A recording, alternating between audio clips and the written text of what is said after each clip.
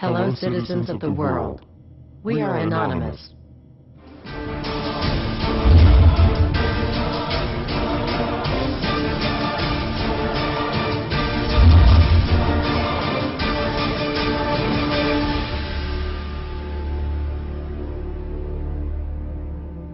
Dear brothers and sisters, now is the time to open your eyes. In a stunning move that has civil libertarians stuttering with disbelief, the U.S. Senate has just passed a bill that effectively ends the Bill of Rights in America.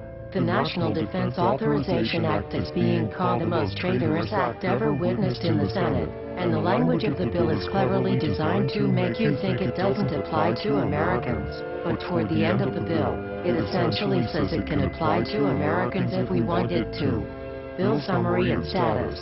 112th Congress, 2011 to 2012, S. 1867. Latest title, National Defense Authorization Act 4. This bill, passed late last night in a 93-7 vote, declares the entire USA to be a battleground upon which U.S. military forces can operate with impunity, overriding posse comitatus and granting the military the unchecked power to arrest, detain, interrogate and even assassinate U.S. citizens with impunity. Even Wired magazine was outraged at this bill, reporting, Senate wants the military to lock you up without trial. The detention mandate to use indefinite military detention in terrorism cases isn't limited to foreigners. It's confusing, because two different sections of the bill seem to contradict each other.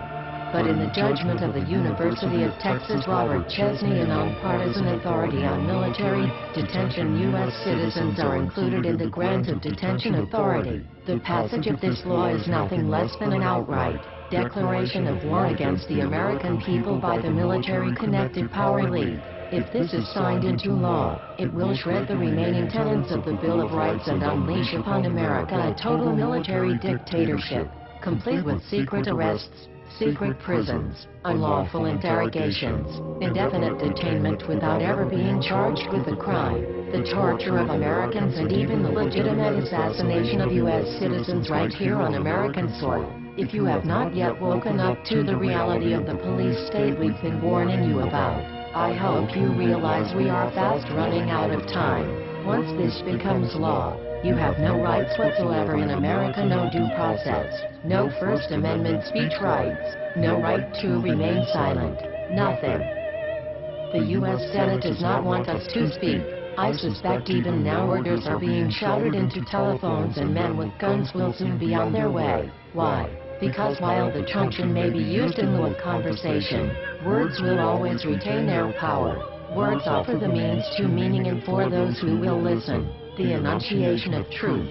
And the truth is, there is something terribly wrong with this country, isn't there?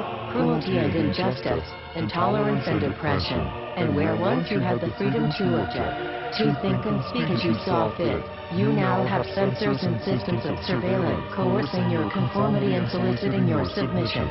How did this happen? Who's to blame?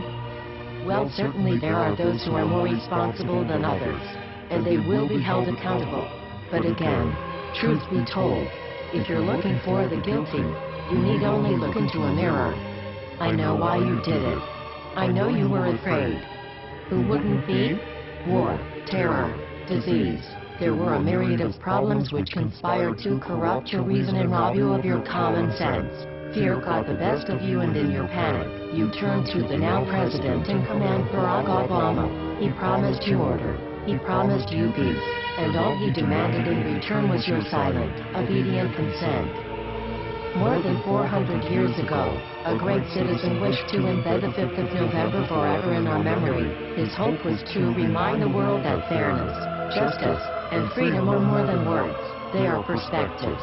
So if you've seen nothing, if the crimes of this government remain unknown to you, then I would suggest that you allow the 5th of November to pass unmarked. But if you see what I see, if you feel as I feel, and if you would seek as I seek, then I ask you to stand beside one another, 1 year from November 5th, 2011, outside the gates of every courthouse of every city demanding our rights. Together we stand against the injustice of our own government. We are anonymous. We are legion. United as one. divided by 0. We do not forgive censorship. We do not forget oppression. U.S. Senate. Expect us.